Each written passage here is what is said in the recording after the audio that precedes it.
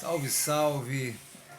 Bom dia, boa tarde, boa noite para o pessoal do canal, para transeuntes, para alienígenas que estiverem aí pelo universo. Eu estou trazendo aí um assunto que eu tenho conversado sobre e pintou uma interrogação. Os ex-relacionamentos atrapalham o relacionamento atual ou os de futuro? Sim ou não? Atrapalham no sentido interno, né? Porque externamente pode atrapalhar, podem se tornar incômodos, né? Querer perturbar a ordem de um novo relacionamento. Mas aí é o quanto que dentro de nós esse relacionamento está resolvido ou não, né? Olha, pelo que eu sei, o relacionamento que mais atrapalha o relacionamento atual ou os de futuro são os primeiros relacionamentos que a gente tem na vida, que é quem nos cria. A primeira escola de afeto é a mais importante para toda a vida. Por isso que hoje se fala tanto em tratar o passado, tratar a infância, tratar essa escola de afeto, entendeu? Tratar essa história, né? Tratar essa relação, essa maneira que a gente aprendeu a lidar com os afetos. Se é que isso é possível mudar, né? Mas é possível a gente, às vezes, alguma coisa nessa escola de afeto ficou mal formulada, mal desenvolvida, né? E aí a pessoa carrega isso a vida inteira, né? É como se aquela criança desamparada ficasse aparecendo toda hora na vida do adulto, né? Já reparou que o pessoal fala assim? Quando o pessoal fala assim, ah, fulano é tóxica e tal, não sei o que, você já reparou que o pessoal fala assim, ah, mas fulano é tão infantil, né? Isso aí é uma coisa estranha, né? Porque a infância ela é considerada por muitos como uma fase mais sábia da vida. É onde a gente ainda não aprendeu aquele monte de porcaria que a gente aprende quando vai crescendo, ficando adulto, né? A criança é mais livre, a criança é mais natural, é mais verdadeira. Ela vive a vida de uma maneira, em geral, melhor do que o adulto. Só que aí uma criança desamparada ela está em sofrimento, ela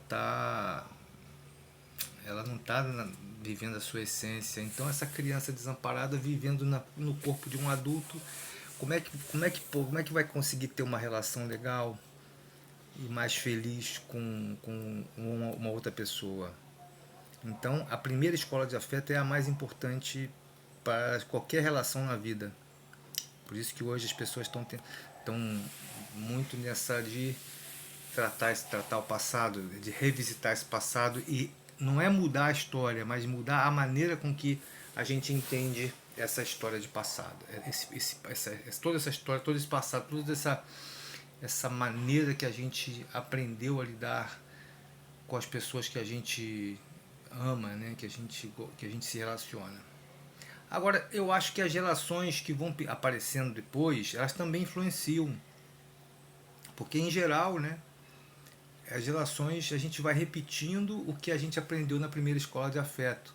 Mas vão aparecendo pessoas diferentes, pessoas novas, novas experiências, vão aparecendo as paixões, vão aparecendo as decepções, as traições. Então, vai tudo mudando, né? Vai tudo se renovando, mas o que a gente aprendeu na primeira escola de afeto é tão estrutural que se torna a gente. A gente acha que a pessoa acha que aquilo é ela e não é às vezes é o que ela aprendeu, o que ela presenciou, o que ela aprendeu se tornou. A pessoa acha que eu sou assim e às vezes não é.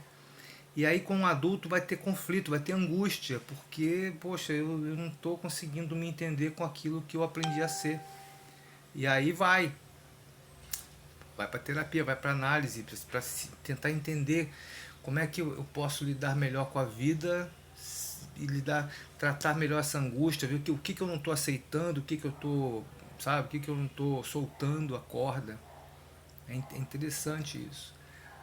Agora, as relações, cada relação, eu aprendi isso usando a psicologia, olha, psicologia do Nietzsche. que o Nietzsche foi um dos primeiros psicólogos, né?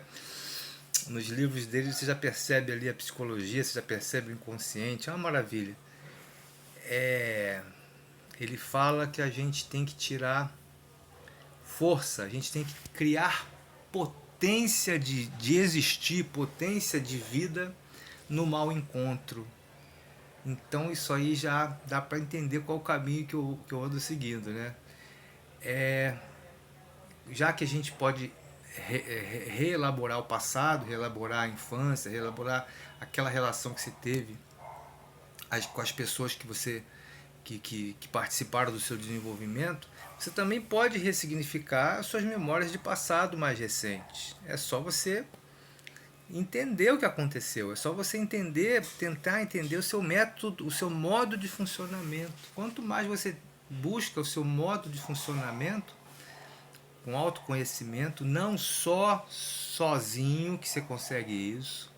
Às vezes é bom uma visão de outra pessoa participando dessa visão não, uma outra pessoa tendo uma outra visão um pouco diferente da sua, porque quando você está buscando autoconhecimento, às vezes você está olhando para o espelho, você está confundindo um pouco com o ego, e detalhe, com a opinião que você sempre ouviu sobre a seu respeito.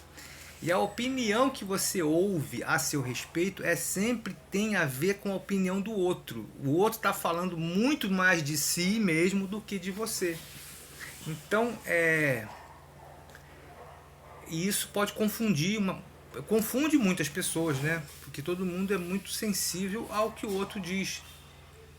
Então, para você ter um bom relacionamento hoje, o ideal é você tentar entender tudo que aconteceu na sua vida, com os relacionamentos que você teve, como relacionamentos de aprendizado.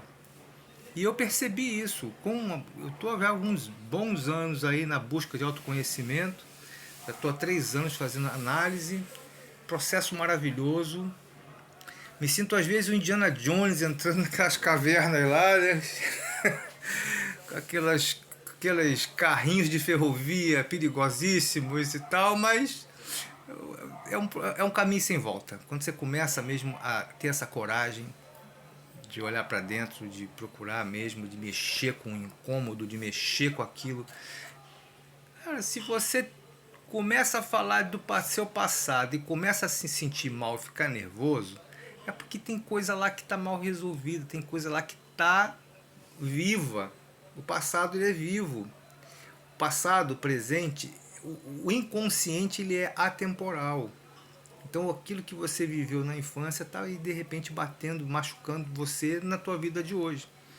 Por isso que é importante curar, tratar essa criança. Curar nem sempre dá, porque curar são coisas no plural, né? Curas. Curar uma vida é impossível, mas é você.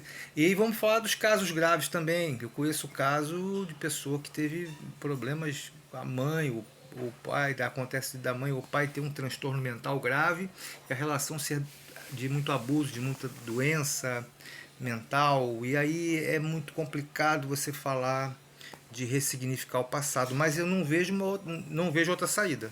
Não vejo outra saída. Não tem saída. Ou a gente aqui tem que encarar o nosso eu interno, a gente tem que encarar a nossa história, ou vai ficar passando a vida inteira tomando remédio para anestesiar esse passado. Então, o que eu faço é o seguinte: eu trouxe cada relacionamento que eu tive para o nível da gratidão, do bom, do ruim, do péssimo, tudo que me aconteceu. Eu busquei o que eu aprendi, porque naquele momento, naquela época, eu estava de um jeito, eu era de um jeito. Não deu certo porque a pessoa era imatura, não deu certo porque eu era imaturo, porque os dois eram imaturos, ou porque os dois não tinham afinidade suficiente para criar um vínculo, ou porque os dois estavam juntos pelos motivos que não eram mais profundos para um vínculo, né? Às vezes você está numa relação porque você começou beijando na boca, o beijo na boca era bom, e o beijo na boca é uma das melhores coisas que tem, e aí, como é que você vai escapar? O beijo na boca confunde o racional totalmente. A gente fica perdido, porque é bom e tu vai e daqui a pouco quando vai ver, você já está envolvido, aí depois de um tempo que você começa a perceber que você não tinha nada a ver com a pessoa, vocês não têm afinidade, não tem muita conversa, não tem. E aí como é que faz? Mas se o beijo na boca é bom, vem cá, vamos beijar mais um pouquinho aí, sabe? Então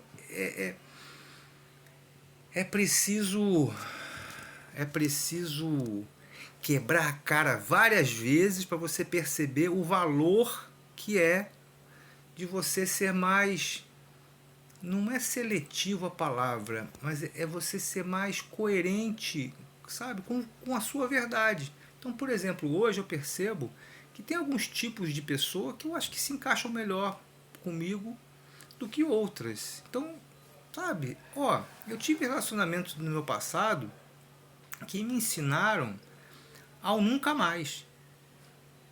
Nunca mais. Eu prefiro ficar sozinho do que me relacionar com pessoas desse tipo, desse jeito. Não, não dá certo. Não é a questão de que eu sou melhor que a pessoa. Porque tem muitas pessoas que vão dizer, vão olhar pra mim e falar assim, ó, eu não quero esse tipo de cara também não. E tudo bem, tá tudo certo, tá tudo beleza. Entendeu? Seria muito estranho, né, cara, se eu ficasse bolado com alguma coisa que alguém não me quer. Isso aí é um problema de ego aí muito esquisito, né? Então eu prefiro. Aí eu vou pensar num texto do Roberto Freire, no livro. Ah, caramba, qual é o do livro? Esqueci o nome do livro agora. Mas ele fala isso.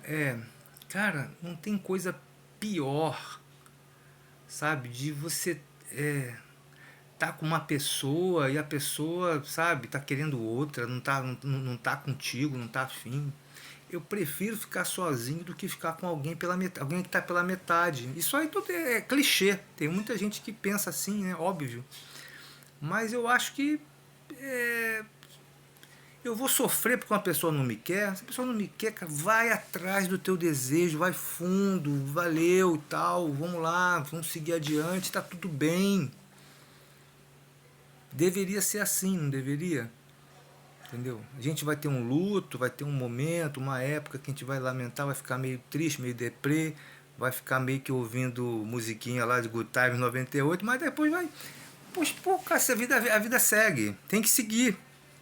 Então, pra gente ter boas relações, não é só romântica, não, relações românticas, de amizade, de afeto, a gente tem que procurar entender essas relações de passado. Olha, eu tive relações recentes que eu estraguei por causa dessa falta de conhecimento da minha história.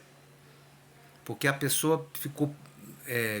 Tinha as suas questões, e eu, quando eu olhei para ela, eu misturei o olhar com outros momentos da minha história que ainda estavam aqui engasgados com uma coisa não resolvida. Mas eu resolvi.